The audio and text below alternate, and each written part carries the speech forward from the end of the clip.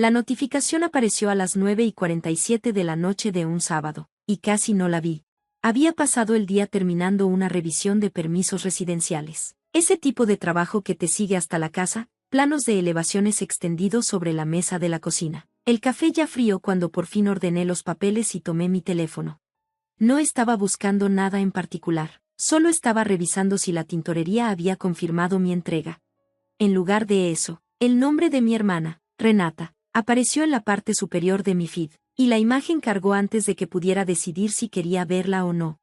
Una mesa larga, servilletas de lino, mis padres de pie al centro, mi madre, Lorraine, con el vestido color marfil que compró para ocasiones que consideraba dignas de recordar, y mi padre, Gerald, viéndose satisfecho de una manera que rara vez se permitía en fotografías.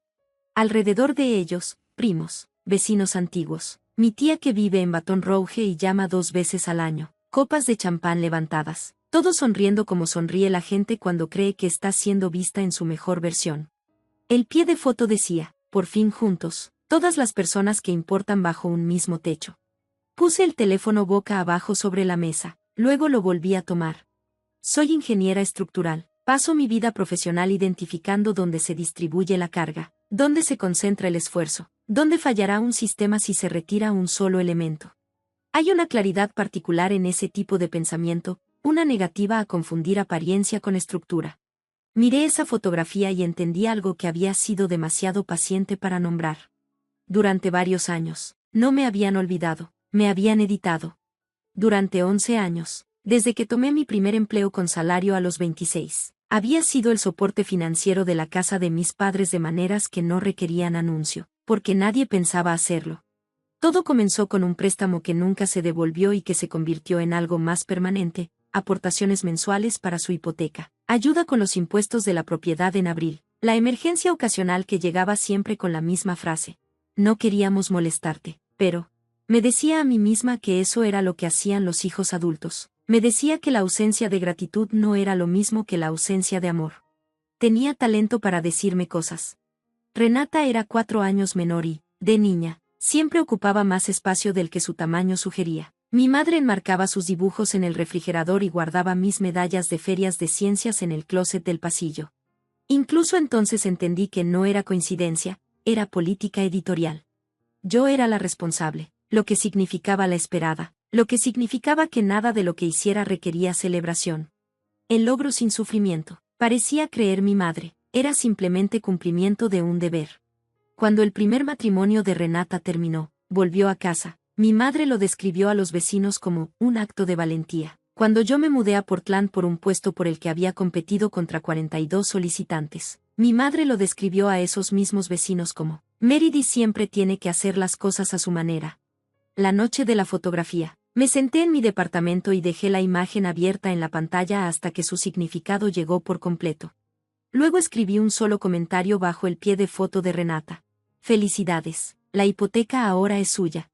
Lo publiqué, no lo borré, dejé el teléfono en la barra y preparé té. 14 minutos después, tenía 37 llamadas perdidas.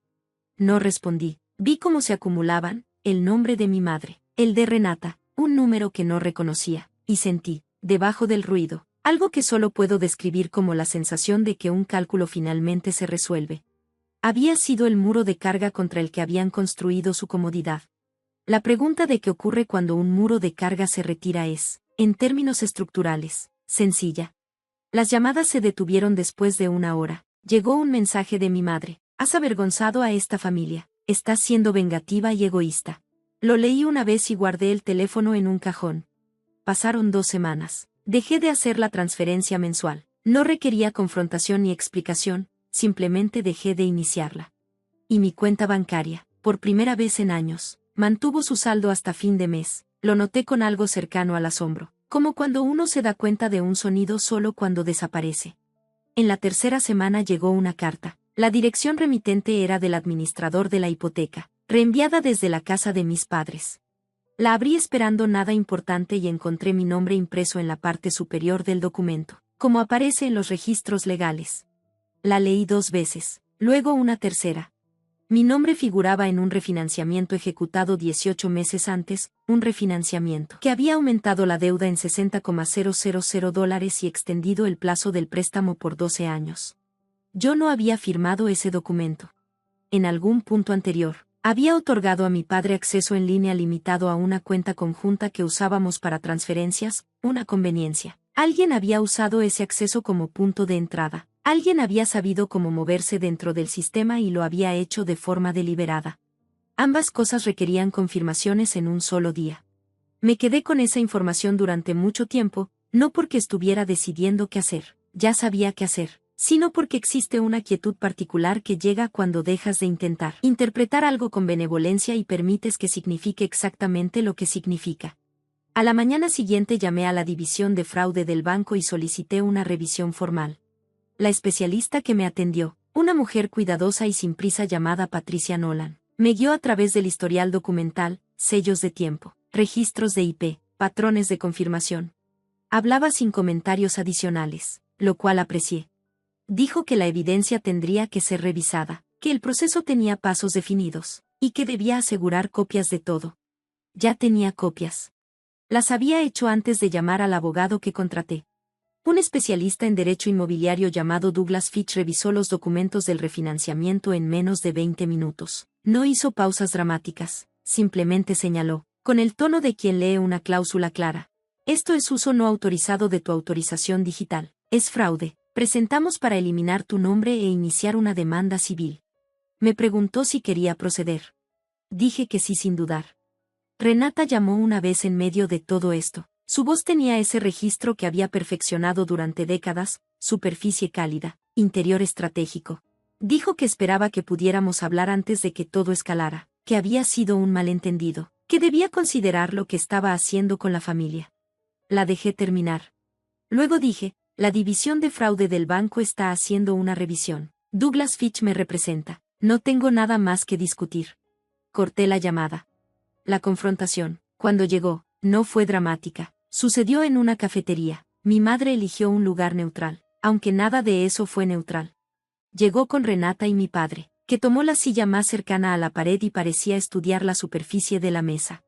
Mi madre llevaba su expresión cuidadosa, la que usa en situaciones que requieren control. Yo llevé la documentación en un folder, lo puse entre nosotros sin abrirlo. Mi madre dijo que todos cometen errores, que las familias pasan por momentos difíciles, que seguramente podíamos encontrar una manera de dejarlo atrás. Renata sugirió que quizá mi reacción había sido desproporcionada. Los dejé terminar. Luego abrí el folder y puse una sola hoja sobre la mesa, la confirmación del refinanciamiento con sello de tiempo. No hice un discurso, dije, usaron mi autorización para refinanciar la casa sin mi conocimiento. El banco tiene los registros, Douglas tiene los registros, he solicitado que retiren mi nombre. Mi madre miró la hoja. Renata miró la hoja, mi padre miró la pared. Lo que más recuerdo es el silencio, no el silencio de la resolución, sino el silencio de una estructura que ha perdido su soporte y aún no registra que está cayendo.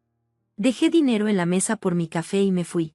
El proceso judicial tomó 4 meses. El resultado fue el que Douglas había previsto, mi nombre fue retirado del préstamo. La autorización fraudulenta quedó documentada y la responsabilidad fue reasignada formalmente. La casa entró en ejecución hipotecaria 6 semanas después. No lo vi ocurrir. Me enteré de lejos a través de la oficina de Fitch y de un breve mensaje de Patricia Nolan confirmando que el caso había cerrado. Me mudé en febrero a un departamento más pequeño, con ventana hacia el oeste, donde la luz de la tarde cae sobre la cocina. Compré una buena lámpara y una silla de lectura de segunda mano, y las armé yo misma. La primera mañana preparé café, me senté junto a la ventana y sentí, no triunfo. No duelo, sino algo que se sentía como una medición correcta, como una carga finalmente distribuida a los elementos diseñados para soportarla. A veces sigo pensando en la fotografía, mi madre en marfil, las copas de champán, el pie de foto. Hay una versión de esa imagen que nunca debí complicar. Y ahora entiendo que eso era lo que había sido durante años, no una hija, sino una condición de posibilidad, la infraestructura detrás del retrato. No lo digo con amargura. Lo digo porque nombrar algo con precisión no es lo mismo que ser destruido por ello. Algunas estructuras requieren ser retiradas antes de que entiendas que la carga nunca fue tuya. ¿Alguna vez has sostenido algo durante tanto tiempo que olvidaste que lo estabas sosteniendo, y solo entendiste el peso cuando finalmente lo dejaste?